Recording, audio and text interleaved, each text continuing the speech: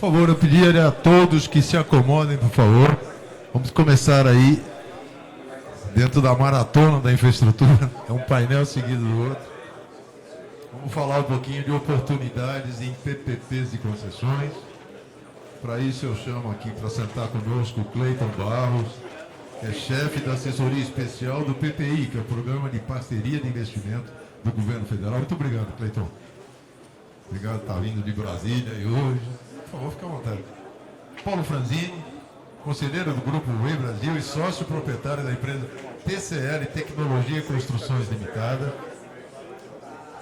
Além de ser sócio da PEOP, dá para fazer o merchan aqui. E o Mário Silvério, diretor executivo da CPD, Companhia Paulista de Desenvolvimento. Por favor, Mário. Gente, eu não sei como é que você fica, à vontade, escolha os seus lugares. Temos liberdade para isso. Fala só um pouquinho e rápido. Que o Brasil, para atender a demanda e melhorar a sua infraestrutura, precisaria investir anualmente 344 bilhões de reais, ou seja, 4,3% do PIB brasileiro. Nós conseguimos investir, nos últimos dados, foi acho que o ano de 2022, 164 bi, ou seja, 1,7% do PIB. Mas é importante ver esses 164, 133 bilhões pelo setor privado e apenas 32 bilhões pelo setor público.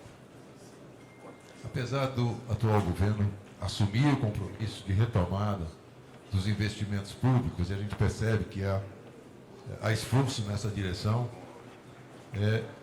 a gente sabe da dificuldade que tem para manutenção ou crescimento dos investimentos públicos, exatamente pela situação fiscal que o Brasil atravessa já há algum tempo.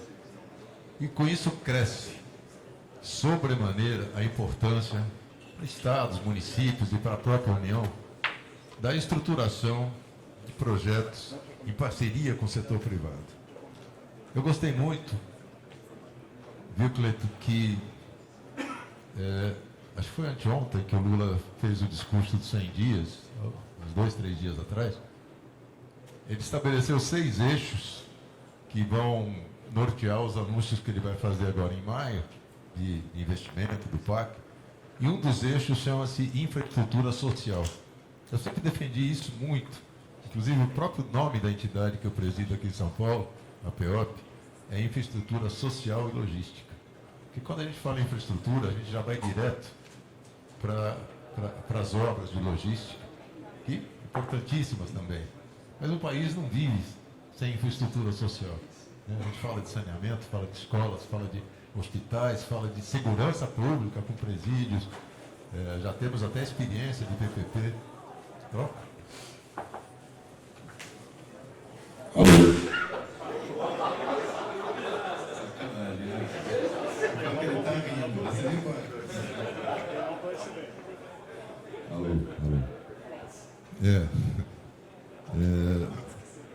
E, na realidade, assim, nos deixa com certo conforto esse olhar de atendimento da infraestrutura social, e vejo isso refletido, feito nas entrevistas que eu tenho lido, ali do PPI, né, com o Marcos Cavalcante, acho que foi ontem saiu uma grande reportagem dele no Valor, de estar com um olhar preocupado em modelagens de concessões e parcerias que não signifiquem só grandes projetos e a concentração dos leilões de grandes e poucos e grandes grupos, seja na área rodoviária, seja na área de saneamento. Esse país tem grandes players, como médias e pequenas empresas, dá condições, estruturar, dar segurança jurídica, ter projetos bem estruturados que exijam menos financiabilidade ou aporte de recursos, ou que facilite, inclusive, a prestação de garantia. Uma outra notícia boa que a gente vê é a preocupação do governo com dar um seguro, vamos assim dizer, para os entes subnacionais, principalmente prefeituras, dar garantias para a contraprestação pública do ente subnacional. Isso facilita, inclusive, não só a obtenção de financiamento, mas você reduz o custo, do próprio custo do financiamento, na medida que você tem uma garantia, uma contraprestação de fundo soberano, eu diria, né? E já tem um fundo específico para isso, se não me engano, com 780 milhões, ou perto de 800 milhões, Fundo de Desenvolvimento regional, sustentabilidade, sustentável, alguma coisa assim. Então, eu acho que os sinais estão muito positivos, que a gente está vendo, da equipe que está lá. Nós tivemos algumas reuniões ali na Casa Civil, tivemos com o pessoal do PPI, e nos animou bastante. A gente tem que estar preparado do nosso lado também, enquanto empresa média, e até por isso a gente, através do Paulo Franzini, vai ouvir um depoimento em termos de gestão, né? Qual a importância de gestão na formação de consórcios de médias empresas, e ele tem experiência suficiente sobre isso. E a gente avança aqui hoje, que eu fico muito feliz que você possa assistir, numa proposta concreta, trazida pelo Mário Silvério, que a gente vem discutindo e, de certa forma, já apresentou ali no governo federal, uma modelagem de PPP para manutenção da nossa malha rodoviária. Malha rodoviária tão castigada, sofrida, que está caindo de padrão, principalmente, eu digo aí, a malha sob a responsabilidade federal, e a gente quer propor uma modelagem que vai apresentar aqui para a gente. Não vamos tomar mais o tempo, a gente tem uma horinha de conversa, que já virou 40 e poucos minutos. Palavra é tua, e depois a gente complementa, por favor. Obrigado. Boa tarde a todas e a todos. Obrigado, Carlos, pela oportunidade. Primeira oportunidade da Secretaria Especial do Programa de Parcerias e Investimentos da Casa Civil da Presidência da República, em nome do secretário Marcos, da gente estar aqui ouvindo as considerações e também trazer um pouco da nossa agenda prioritária, uma oportunidade da nova gestão apresentar o que está sendo planejado no setor de infraestrutura e, sobretudo, ouvir e compartilhar em relação a como nós podemos superar os principais desafios em relação ao investimento de infraestrutura no Brasil. Eu trouxe uma apresentação bem breve, são poucos slides, não vou tomar muito tempo, são apenas linhas gerais do que eu gostaria de trazer e dos pontos que estão na nossa agenda hoje no governo federal, no âmbito da Casa Civil. Como você bem colocou, nós temos colocado a infraestrutura como um eixo prioritário no Programa Federal de Investimentos. O PPI, que é um programa criado em 2016, ele permanece sendo um ator relevante de coordenação das instâncias governamentais no âmbito federal envolvidas em infraestrutura. Eu estou falando aqui com especialistas que conhecem o setor de infraestrutura e sabem como é desafiador reunir todos os atores que precisam dar uma anuência, autorização e uma sinalização para que os projetos possam avançar. E do ponto de vista da coordenação governamental, o PPI se propõe a continuar fazendo um papel relevante de alinhamento dessa agenda no plano federal. Uma mudança relevante, o PPI que vinha sendo tocado, vinculado ao Ministério da Economia na gestão passada, a partir de janeiro, ele passa a se vincular à Casa Civil da Presidência da República, demonstra o quanto é relevante para a atual gestão fazer a coordenação direta e aproximar do gabinete do presidente essa agenda de investimento para que os projetos possam acontecer e para que possa sinalizar para o mercado que aquela agenda prioritária do governo. Diversos países optam pelo modelo Ministério das Finanças, o Ministério da Economia, funciona também, mas do meu ponto de vista, como técnico, eu acho relevante estar mais associado ao gabinete civil e ao centro do governo, mais afastado da esfera de influência da área da economia. Eu falo isso como servidor público do Ministério da Economia, hoje o Ministério da Fazenda, mas reconheço, tendo atuado no setor de infraestrutura há bastante tempo, tem que estar próximo ou do prefeito, ou do governador, ou do presidente da República, a carteira de investimentos prioritários para que ela possa acontecer.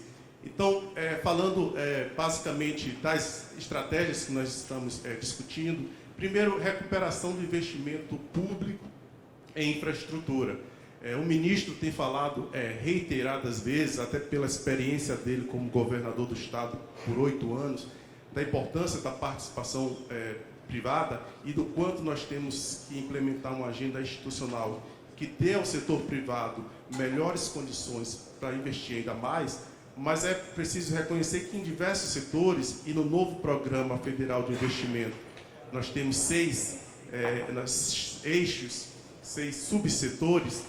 A participação pública ainda é muito relevante, o investimento público ainda é muito relevante. E recuperar um espaço fiscal para que o investimento público possa acontecer naqueles setores que o investimento é essencial é bastante relevante.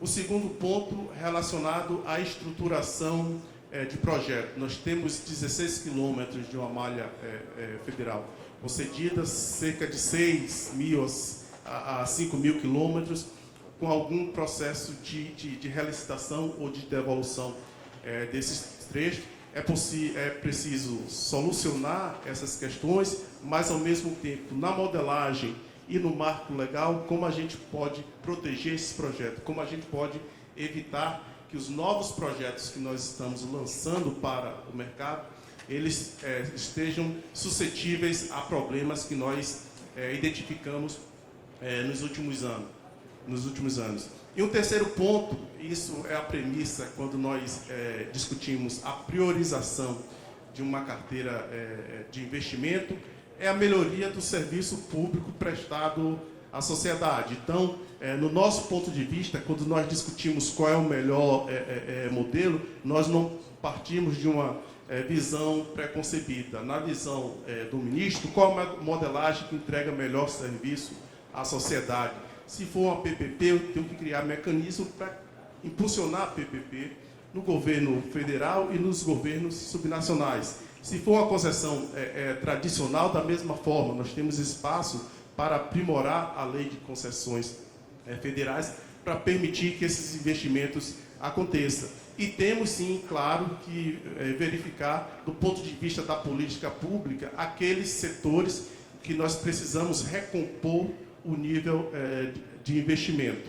Para dar um exemplo mais direto do que eu estou falando, do que eu estou defendendo, desde o momento da transição, nós tivemos a oportunidade de dialogar e de construir uma proposta, tendo em vista que o nível de investimento público estava muito baixo e a previsão era muito ruim, até por conta da necessidade do estoque que nós temos que manter e recuperar, ou seja, apenas para atender aquilo que é depreciação, nós temos que alocar uma parcela relevante do investimento público em infraestrutura. E no caso específico do DENIT, nós tivemos a oportunidade, né? Inicialmente, o governo fez uma proposta de patamar para investimento nos 4 anos da administração.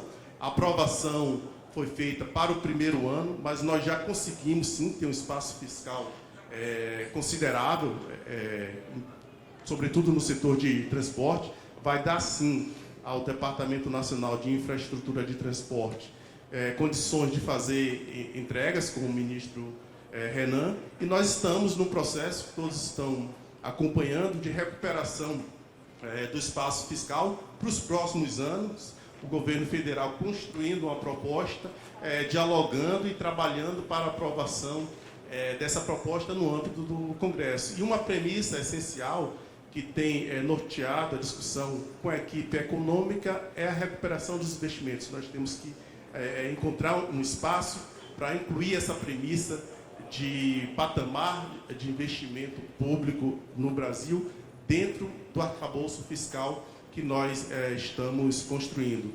Do contrário, nós teremos um quadro que nós verificamos nos últimos anos de elevação das despesas obrigatórias, a compressão das despesas discricionárias e sem espaço para investimento público, e em diversos setores, seja por conta do risco, da maturidade do setor, nós não conseguimos substituir totalmente o investimento público pelo investimento privado. A gente tem que trabalhar para que isso seja uma realidade, mas é importante deixar muito claro que mesmo em mercados desenvolvidos, que tem toda uma tradição de atração de investimento privado, quando nós falamos do setor de infraestrutura, pelos riscos associados, pelas características do setor, por ser investimento de longo prazo, nós teremos sempre a dependência de uma participação do setor público naquelas áreas que o setor privado ou não faz sentido, ou a gente ainda não tem uma maturidade do mercado para que o dinheiro privado se sinta confortável e alocar naquele setor. Falando um pouco do que a gente tem trabalhado no PPI e discutindo também o planejamento de um novo programa de investimento para o Brasil, nós temos discutido a necessidade de estabelecer uma governança desses investimentos, um melhor alinhamento entre os ministérios setoriais e o centro de governo, que fará a coordenação desse programa de investimento, que vai ser anunciado pelo presidente no próximo mês de maio, tendo como premissa as necessidades do país desenhadas e apontadas pelos planos setoriais de investimentos. Nós passamos a discutir, a partir desse marco, com cada ministério setorial, as propostas de investimentos. Abrimos, nesse momento agora, para a participação até de associações e atores privados que têm proposições de investimento para essa nova carteira, para que o governo federal possa, a partir das suas premissas, aquilo que o país quer buscar, e uma premissa que já foi colocada a público, que é a questão da reindustrialização do país, que vai ser um componente importante no momento da definição do que é prioritário, do que vai ser a carteira prioritária de investimento no Brasil. Uma segunda agenda que o secretário Marcos Cavalcante, do PPI, trouxe é a questão da secretaria, ela fazia o acompanhamento pós-leilão. É claro que todo esforço de uma entidade governamental de estruturação de projeto vai até o momento de bater o martelo na B3, que dá muito trabalho a estruturação, a aprovação com os órgãos de controle, a questão de ouvir a sociedade, as aprovações do âmbito governamental, mas quando nós olhamos o desenho dos investimentos, a maior parte dos problemas eles passam a acontecer efetivamente depois que você bate o martelo e você sai da B3, que você precisa ter uma autorização, uma licença, uma anuência, você tem uma certa interferência de uma concessionária que você tem que resolver, e sem o poder público presente, atuando na coordenação desses agentes governamentais, é muito difícil o ator privado, com aquele investimento relevante, conseguir fazer aquela entrega no tempo que foi estabelecido no contrato de concessão ou no contrato de PPP. Falando um pouco do que foi a discussão do governo, no âmbito desses 6 dias, passou pela definição de algumas premissas, e aí, voltando à sua provocação inicial, Carlos, a questão do desenho, do valor do ticket dos projetos. Quando eu tenho um projeto como a 040 Rio de Janeiro, BH, com 9,2 de CAPEX na carteira, e que eu preciso colocar a mercado, eu preciso ver se eu tenho mercado para esse projeto. Se a tarifa por quilômetro, que está lá no estudo de viabilidade, tem aceitação também em relação à propensão a pagar da sociedade. Então, eu trouxe um exemplo. E uma única concessionária não conseguiria tocar ao mesmo tempo o trecho como um todo. Né? Tem túnel e tem coisa que uma concessionária só não ia conseguir fazer. Isso. E quando nós olhamos nos últimos anos as licitações no setor de rodovias, que eu trouxe como exemplo, nós já identificamos uma limitação do mercado em relação à participação. Nós temos talvez 2 ou 3 players com capacidade de ir ao mercado e bidar por esse projeto. É um fato relevante que a gente precisa discutir na nossa modelagem qual o tamanho ideal, qual a estrutura de CAPEX e de tarifa que eu estou colocando, para que eu tenha sucesso não apenas no BID, mas que eu tenha operadores com capacidade de entregar aqueles projetos do tamanho que eu estou levando ao mercado. Então, dando um exemplo mais direto, nós estamos fazendo com a FC uma estruturação de 2.700 quilômetros da 101, de Feira de Santana, na Bahia, até Fortaleza, passando por todas as capitais do Nordeste. Pega um trecho da PE 230 e na Paraíba também a 232 até Patos. Então, 240 quilômetros de rodovia, 2.700 quilômetros de rodovias no total. É claro que subdividido em 6 lotes. E nessa estruturação a gente já passou a discutir qual o tamanho de cada um dos lotes e qual é o nível de investimento que eu vou exigir, sobretudo que são rodovias que está cortando em alguns trechos estados que não têm uma tradição em concessão rodoviária, de usuário, de pagando a tarifa de pedágio, e a questão de renda também, que eu devo colocar. E, por último, e tão importante quanto, a questão do mercado, ou seja, quem tem condição efetivamente de operar esses trechos. Então, eu tenho que verificar o tamanho, a estruturação dos projetos, e isso vai fazer parte do nosso trabalho a partir do novo Programa Federal de infraestrutura.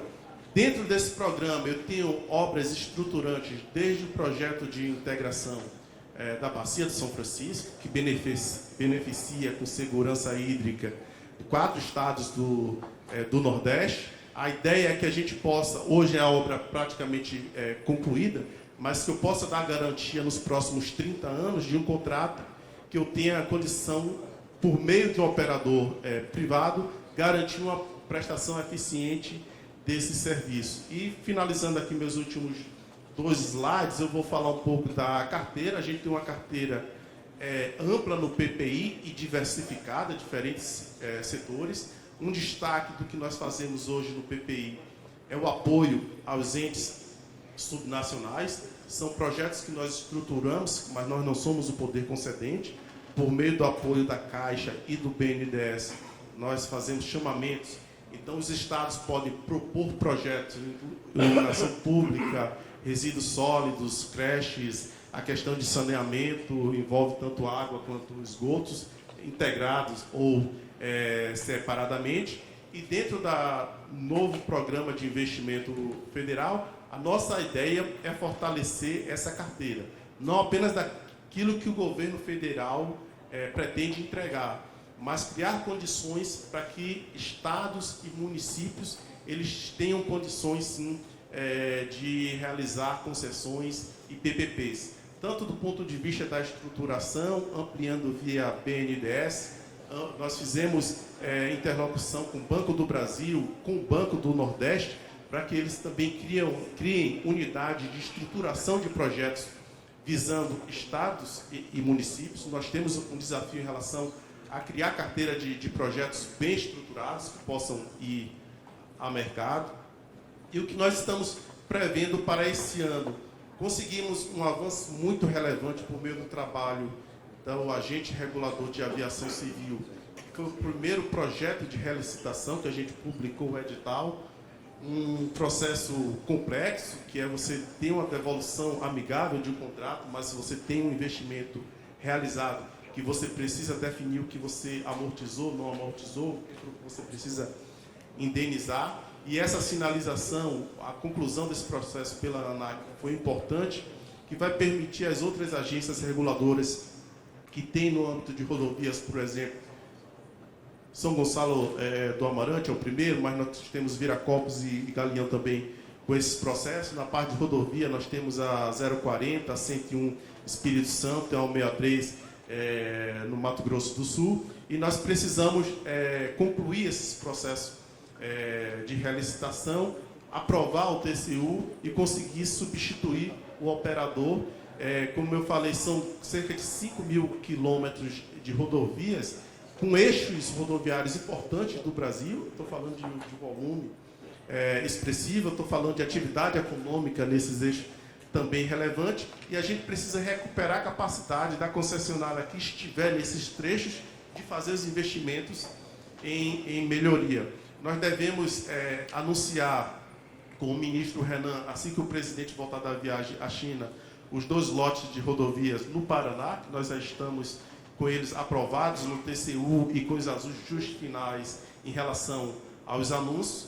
E, da mesma maneira, na Secretaria de Portos e Aeroportos também o anúncio do cronograma em relação aos terminais de arrendamento portuário que nós temos na carteira do governo federal. E a nossa ideia é fazer um cronograma para sinalizar para o mercado quando esses projetos virão a leilão e dar um certo tempo para que os players possam se preparar para bidar em relação a esses projetos. Então, assim, finalizando a minha apresentação, eu gostaria de dizer que a gente trabalha, assim, para fazer esse anúncio em maio de maneira assim, mais agregada da carteira de investimento. Novos projetos virão na carteira. Esse processo de construção da carteira de investimento, nós vamos utilizar o diálogo tanto com a sociedade quanto com os governos. Daí a solicitação do presidente Lula que cada governador de estado no Brasil sinalizasse quais são os 3 projetos prioritários que eles Chegaram têm. Chegaram 1000. Que eles têm como parceria no governo federal, e cerca de 60%, como não poderia deixar, que são infraestrutura, evidentemente, os governadores sinalizando ali dentro das suas prioridades o que eles querem ter um diálogo com o governo federal para tirar do papel. E assim que nós anunciarmos essa carteira, vamos anunciar também uma série de, que nós podemos chamar, a gente classifica como medidas institucionais para que os investimentos possam acontecer. Eu estou falando de garantia, eu estou falando do financiamento de longo prazo, alguém vai financiar esse projeto. A gente está discutindo as garantias corporativas, se a gente continuar em funcionamento do sistema, que existe as garantias corporativas da maneira que ele exige, nós teremos cada vez menos player com essa capacidade, com esse balanço para dar essas garantias. Enfim, construir essa agenda para que a gente tenha bons projetos, mas que a gente tenha também um mercado para participar da disputa por esses projetos e com capacidade de entregar esse projeto para a sociedade. Daí ter boas garantias, ter também financiamento e ter também arranjos institucionais que permita ao setor público e ao setor privado entregar um programa de infraestrutura para a sociedade. Beleza, Cleiton. Muito feliz de ouvir isso. Para a gente, bastante animador. Duas observações rápidas antes de passar a palavra. A primeira, com relação a uma parte do teu pronunciamento, eu sei que vai aparecer no anúncio do PAC, achamos também importantíssimo garantir o nível de investimento público. A gente está falando aqui de PPPs e concessões, só que existe um campo enorme de obras onde isso não vai ser viável. Parceria, pelas razões que você mesmo colocou. O arranjo possível no final do ano, na transição, melhorou, né? A qualidade do investimento em 2023, até no próprio DENIT, triplicou a média do que vinha acontecendo, mas a gente não tem a garantia daqui para frente. Né? Vai depender disso que o ministro Fernando Haddad apresentou, da implementação da âncora fiscal, etc. Então, acho que temos que somar esforços e garantir essa parcela do investimento público é muito importante. E a segunda, já partindo do que eu sei que talvez esteja acoplado a esse anúncio, vindo já do Ministério da Fazenda, uma coisa importante, que é uma limitação um pouco burra que eu acho que a gente tem para os entes subnacionais de 5% da receita corrente líquida, é um limite de comprometimento com a parceria público-privada. Quando você tem uma desoneração que não é levada em conta. Né? Você deixa de gastar a parcela pública e não está entrando nessa conta. Então, me parece, a última conversa que eu tive oportunidade de ter com o ministro Fernando Haddad, que estava claro, e ele é um incentivador disso. Acho que o primeiro projeto de PPP que a gente viu aqui, ele estava em Brasília, foi meio idealizado por ele, o Galípolo está lá também, que é um profundo conhecedor. Então, eu acho que é uma medida importante, que acho que faz parte dessas medidas adicionais que você está se referindo, mas que terão um impacto muito positivo aí nesse contexto de parceria público-privada. É isso. Queria... Aqui primeiro... fica à vontade. O ritmo, vocês que decidem. Mário. Mais uma vez, obrigado, Mário, pela participação. Aí, está aí. Bom, boa tarde. Alô? Bom, boa tarde. A agradeço aqui a CEBIC, o pessoal da organização. A ideia nossa aqui é apresentar um conceito de participação privada em investimento naquelas oportunidades onde, vamos dizer assim, os desafios são maiores em relação à constituição de receita, né? Nós participamos daquela primeira etapa dos projetos de concessões de estrada, rodovias, fizemos os programas do Estado, esse ambiente aqui nós que modelamos, né, a concessão desse espaço, e tudo que você tinha atratividade e autossuficiência se foi desenvolvendo projetos de concessões. Vão surgir novos projetos, a gente viu agora, como foi apresentado, novos projetos de concessões, onde as oportunidades aparecem por são estradas de grande gerador de tráfego, que você pode ter uma capacidade de investimento através da agregação de tarifas e outras formas de viabilização do investimento. O que nos traz aqui é tratar um pouco sobre esse conjunto de oportunidades, onde a lei de PPP, constituída em 2004, ela pouco foi utilizada até no campo federal, embora tenha sido uma iniciativa do próprio governo federal, a lei de PPP, ela ficou muito mais agregada às ações dos governos na área municipal e estadual, né? Então, vamos falar um pouco sobre o cenário que...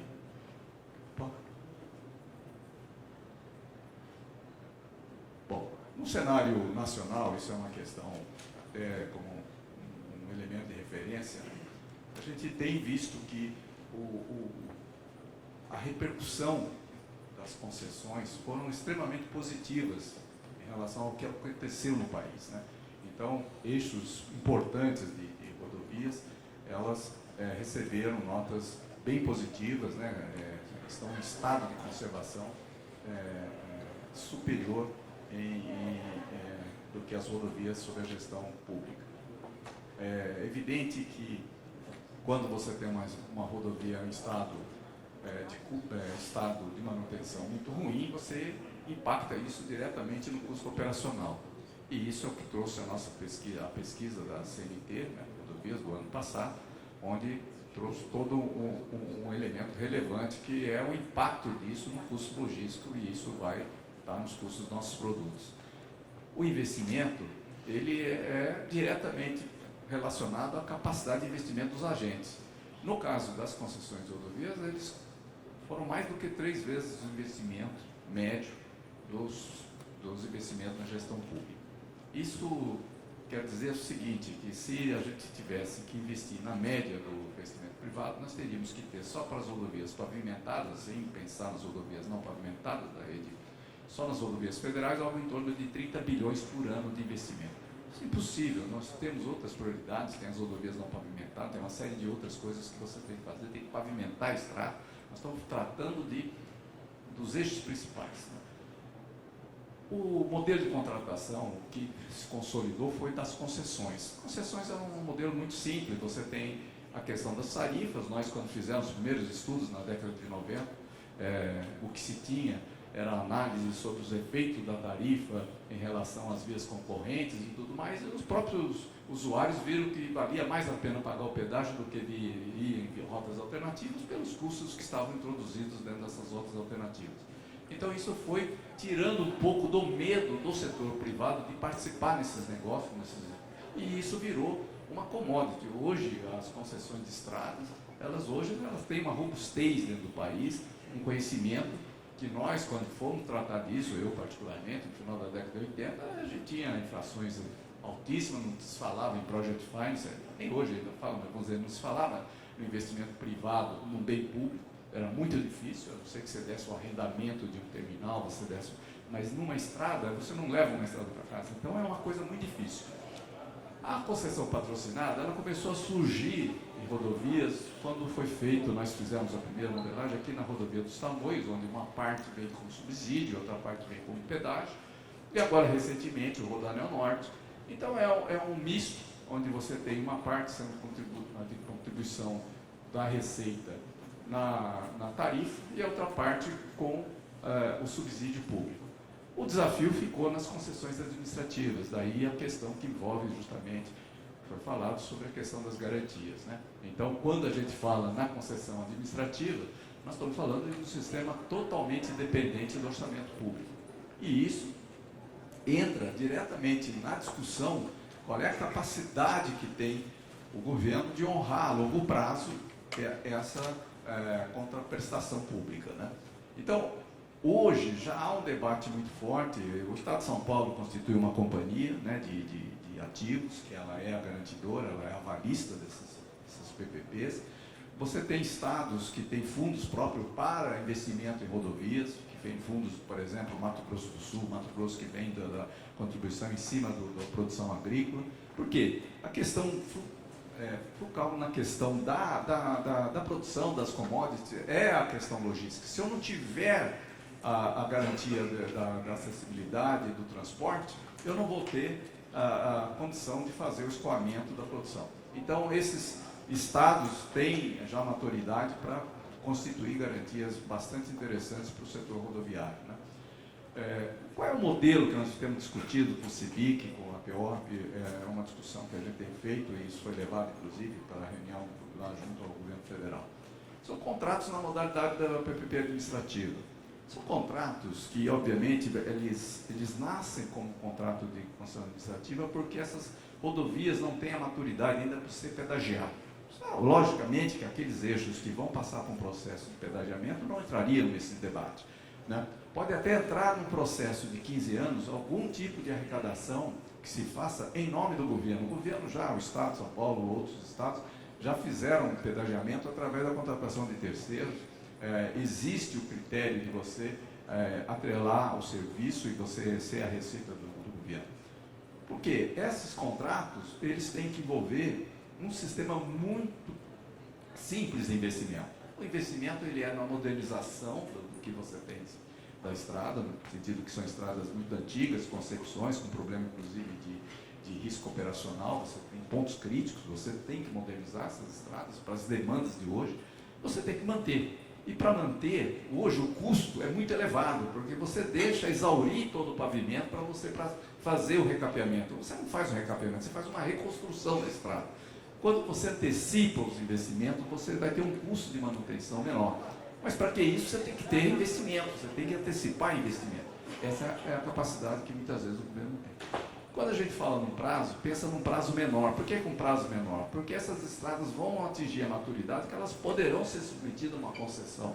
Elas, logicamente, quando elas vão estar no melhor estado operacional, vão atrair tráfego, vão ter demandas que poderão insurgir na possibilidade de ser concedidas, podendo até antecipar o prazo, desde que o governo entenda que aquele caso já pode antecipar, indeniza o concessionário da PPP, lá no 9º ano, no 10º ano, e faz a concessão e vai em frente. Então, isso são cláusulas contratuais que podem ter. O importante é como você disseminar esse conceito das PPPs naquilo que não se vê hoje, possibilidade de ter um concessionário privado investindo, né? A forma de pagamento, sempre atendendo isso não muda em nada a percepção da fiscalização, a percepção do usuário do que é uma estrada concedida e não concedida.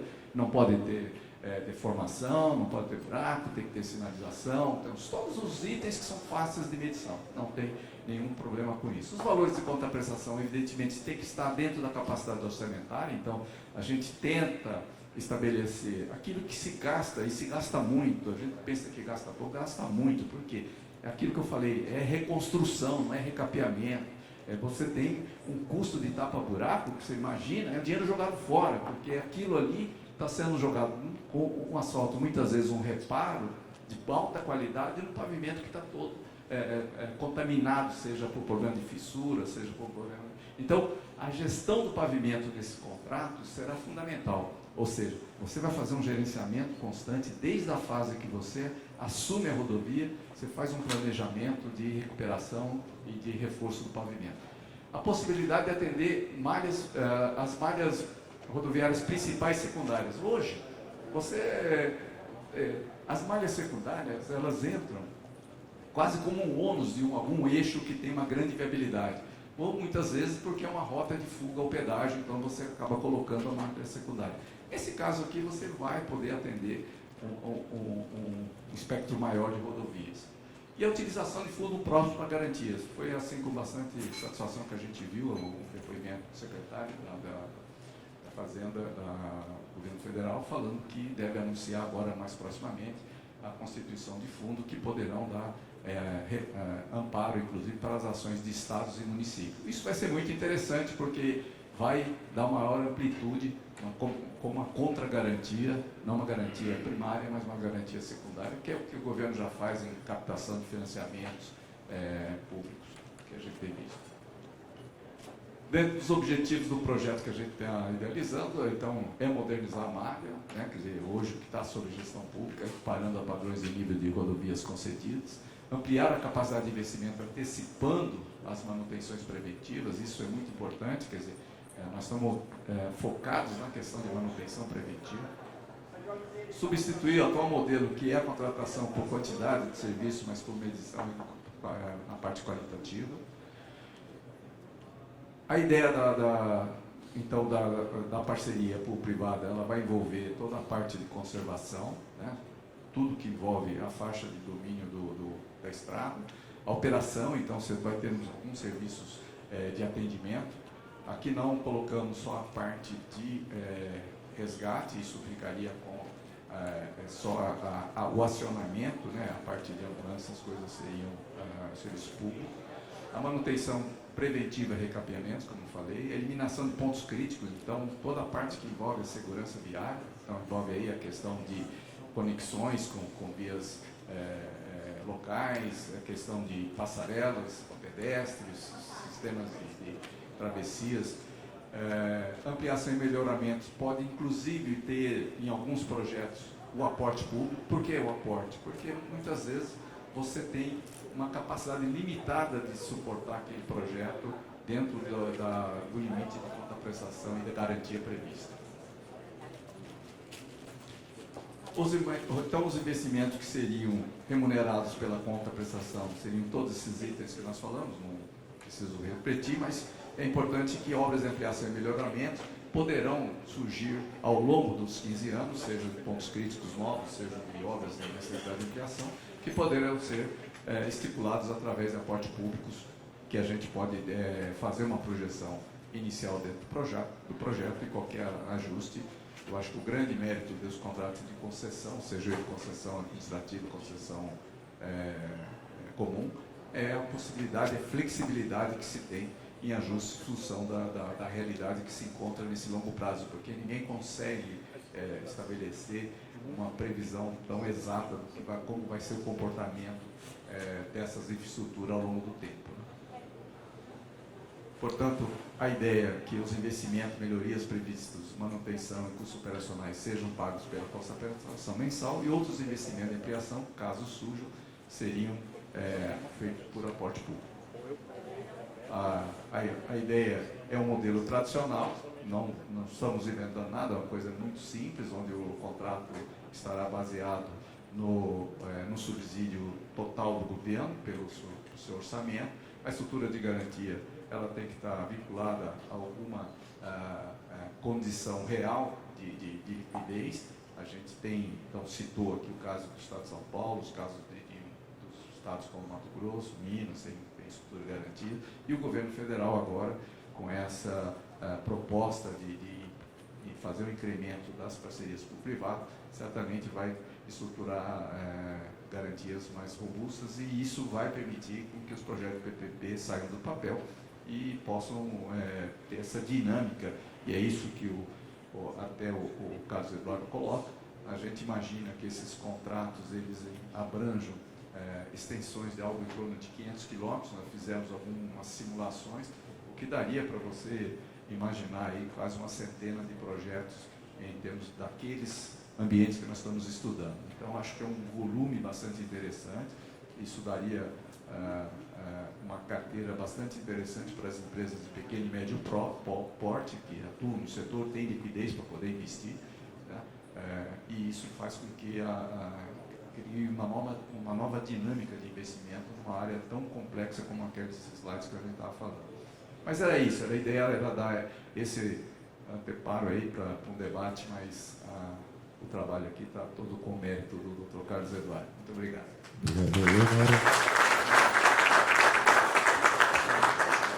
Eu de antemão já peço ao Cleiton, pode agendar uma reunião técnica para a gente discutir isso na Brasília, viu, Cleiton? Já é o pedido que a gente fez para o secretário e agora peço para você ser porta-voz, porque tem todo um detalhamento, né? E você vê que é uma linha muito defensável. Tem um item no último slide dele, que é a gestão de contratos.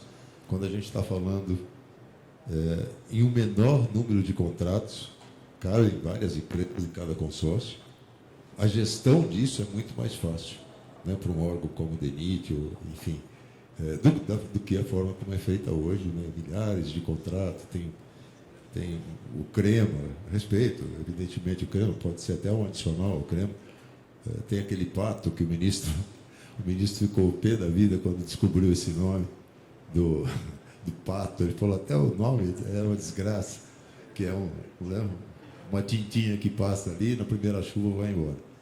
Gente, estou com o tempo bem apertado, pode parar de dar sinal que eu estou vendo aqui. Mas, Paulo Franzini, traga para nós a sua experiência como consultor, por favor. Boa tarde, senhoras e senhores. Obrigado, Carlos, pela oportunidade de trazer um pouco da experiência. E a felicidade de ouvir o Cleiton e o Mário falando sobre as oportunidades que o Brasil está oferecendo aí para quem é investidor.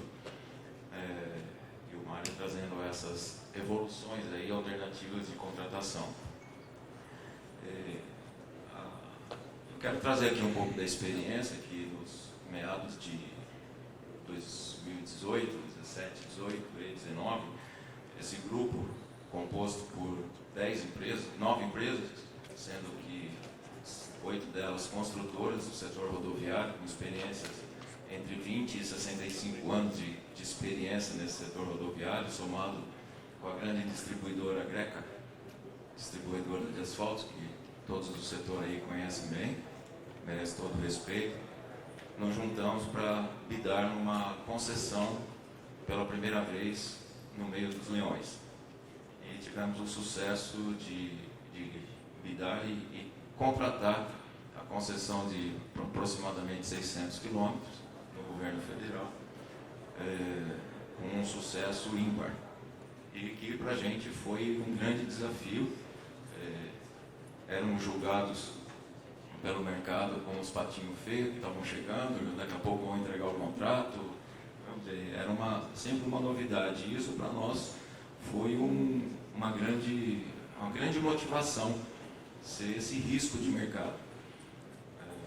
No passar do tempo, o mercado foi conseguindo entender que a gente veio para executar, para entregar um projeto, ao ponto de ter sido o único projeto da fase da terceira etapa que foi entregue sem nenhuma autuação, zero de autuação, até o momento da nossa gestão e transferido para um grupo que nos adquiriu.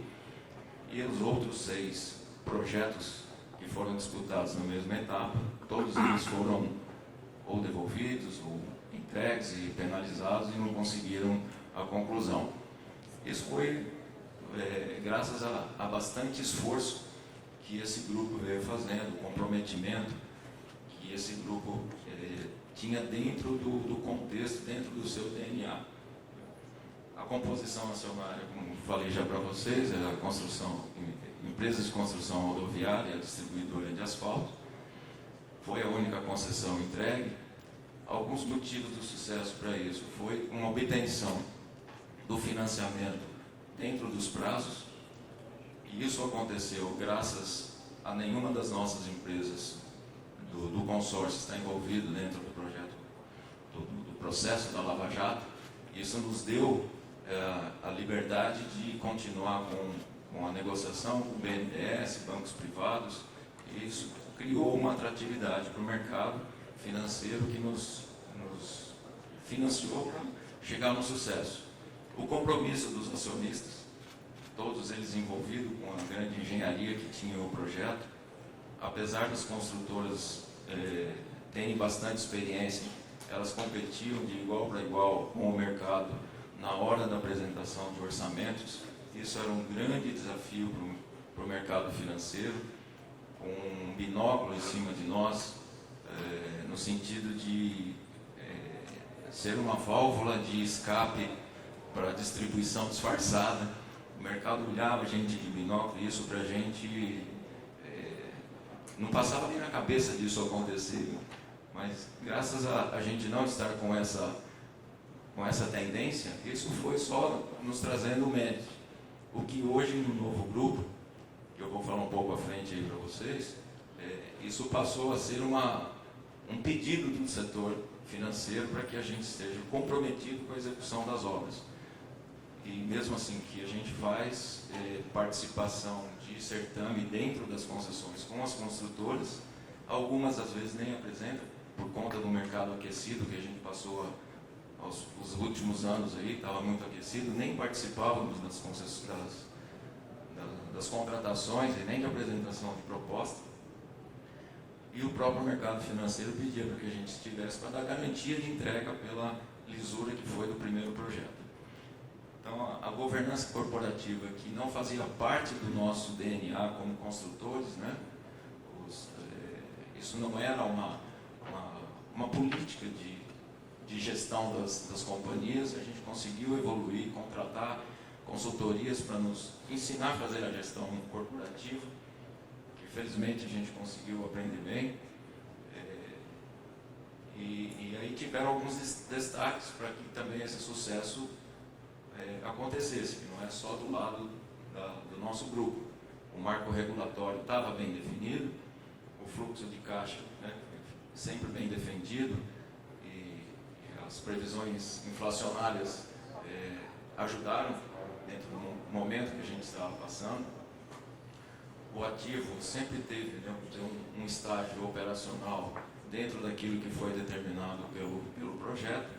A conclusão das obras foram sempre levados em primeira ordem para concluir dentro de prazos e possíveis antecipações, o que nos resultou inclusive em receitas não previstas, porque nós antecipamos todos os investimentos e em paralelo a isso antecipamos praças de pedágio, o que nos deu um pouco mais de receita que não estava prevista. E as fontes de financiamento já estavam todas contratadas por conta dessa velocidade que foi dada dentro do projeto. Fruto da MGO, que é o primeiro trecho que esse grupo de 9 empresas pegaram, esse ativo foi vendido para uma grande corporação e parte do grupo se reestruturou e montou um novo grupo chamado Grupo Way Brasil para disputar novas concessões. Das últimas 5 concessões que nós participamos, nós conseguimos bidar e ter sucesso em 2 delas. E nós estamos no estado do Mato Grosso do Sul, hoje operando 2 concessões. E a formação desse grupo passam a ser 4 construtoras, sendo uma nova do grupo anterior, e um fundo de investimento que é GLP. Está voltado mais para a área logística, mas não só com participação societária de forma igual entre eles, que isso é uma outra colocação que eu faço, que nos ajudou bastante, todo mundo ter a mesma participação, o mesmo envolvimento, e ter uma decisão colegiada em todas as decisões da companhia. A afinidade é de suma importância, né? Eu acho que é importante você ter afinidade com empresas com um perfil muito parecido. As 4 empresas construtoras aqui apresentadas são todas empresas familiares, mas, vamos dizer, isso não tem envolvimento de pessoas dentro da família, dentro do negócio. Isso é uma contratação de mercado. Dentro da GLP nós temos o conselheiro que está junto conosco, ele tem muito conhecimento, não só de mercado financeiro, como também de rodovias, é comprometido e está dentro das decisões a toda hora, né? Então eu acho que isso nos ajuda muito. E você regionalizar seu campo de atuação. Esse negócio de ficar dando tiro, um no sul, o outro no norte, o outro no... Você não tem ganho de escala. E isso faz toda a diferença para a hora que você começa a estruturar e você ter credibilidade com o seu poder concedente. E que é o que acontece conosco lá no estado do Mato Grosso do Sul.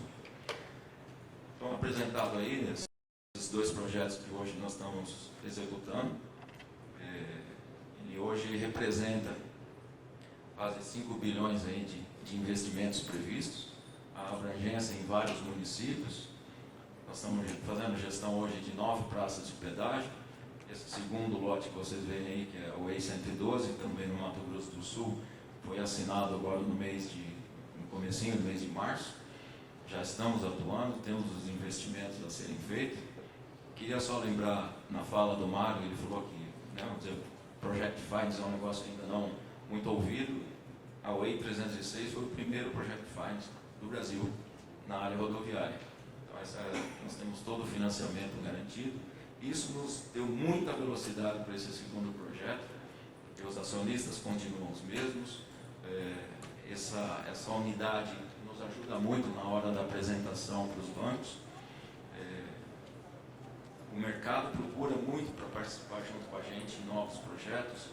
Fundos nos procuram porque a gente, além de execução, nos tornamos bons operadores dos nossos ativos. E que me chama um pouco a atenção na colocação do Cleiton, de forma positiva, Cleiton, é dessa busca, né, que eventualmente o governo faz na hora de colocar no mercado, para ver se tem adesão no mercado. O que me chama a atenção é que nós somos assediados pelo mercado para participar sempre do nosso ativo, de buscar, de formar um novo grupo, de participar de uma nova concessão. Então, o que eu quero fazer uma análise da tua fala, te ouvindo, é que está faltando agregar nessas pessoas, né? De alguma forma, juntar essas experiências já existentes e o mercado abrir oportunidade para esses novos players. Nós só teremos novos grandes grupos, começando por novos pequenos, e que tem espaço para todos.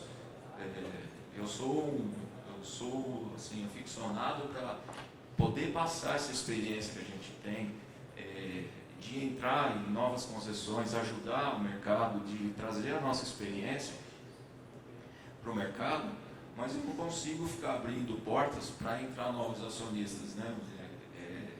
Você vê que tem oportunidades de novos negócios. Nós recebemos nesses últimos lotes, inclusive do Rodanel, convite de fundos. Vocês não precisam pôr dinheiro, eles vão entrar com a experiência só de vocês querem ficar com 10% do... Nós não estamos vendendo posição. Né? Nós temos nossa filosofia. Isso não significa estar certo, estar errado, mas é dizer para você que existe sim um mercado procurando oportunidades. O que me chama a atenção é que o mercado não consegue se juntar pelo tamanho que os projetos têm saído. O que não significa que 100% deles têm que ser redivididos. Eu acho que tem projetos que têm que ser grandes mesmo. Agora, tem muitos deles que dão viabilidade. Tem a 163 aí, que dá esse caos, né, vamos dizer, de devolução do contrato ou não. Ali você consegue fazer 3 novas concessões, um terço de cada de extensão e dar viabilidade. Eu acho que o mercado precisa de um pouco mais dessa oportunidade de menores trechos. A garantia que a gente vê aí que isso está começando a acontecer, né, para as PPPs, para o mercado, e a gente motivar as entidades, por exemplo aí da APO, com grandes companhias aí juntos com a CEPIC, motivar um pouco mais a participação desse mercado, ajudar esse mercado a montar consórcios e se apresentar nas licitações aí, se apresentar na B3 para bater o martelo, né? Então eu acho que é um trabalho muito grande. Os investimentos para apresentar uma proposta não são pequenos. Você não gasta menos que 3, 4 milhões para fazer uma proposta de uma concessão. As empresas têm que estar com esse apetite de investir para dentro do setor, se organizar, porque o mercado financeiro tem o dinheiro, é o produto que eles vendem e o nosso negócio precisa desse fluxo de caixa. Então, queria só fazer uma passagem final aí, que a Associação das Construtoras e do Investidor foi o que nos ajudou bastante, né? Vamos dizer, eu já falei um pouco aí para vocês da obtenção tempestiva, que isso foi um sucesso, mas isso foi um sucesso em função da credibilidade que a gente foi criando ao tempo da nossa gestão. Deixar muito claro que nenhum dos nossos acionistas são EPCistas, não apresentam um orçamento de forma antecipada, não tem acesso a essa informação privilegiada de cotação. Isso é feito de forma natural. Nós apresentamos, só um dado importante, Carlos, nós apresentamos um orçamento agora no mercado de uma obra de 312 milhões para fazer de projeto. Consultamos 27 empresas e mandamos convite para 27 empresas, 3 apresentaram, uma declinou, e tivemos ali que suar para conseguir fechar da melhor condição, olhando pelo lado da concessionária. Então, essa gestão concisa e experiente é muito importante. O mercado tem muita gente boa aí para poder fazer gestão dentro das novas concessões. E começar, como o Mário deu o exemplo aí, com PPPs que podem virar concessões. Um mercado bastante interessante. O tamanho dos lotes a gente já falou um pouco aí, que eu acho que isso aí é uma coisa que é importantíssimo a gente pensar, começar a colocar projetos menores para começar a criar um mercado. E isso, no futuro, as coisas vão se somando. Eu queria deixar meu agradecimento aí, mais uma vez, pela oportunidade, e estou à disposição para quem precisar de algum apoio no sentido de montagem de grupo, estou sempre à disposição. Muito obrigado.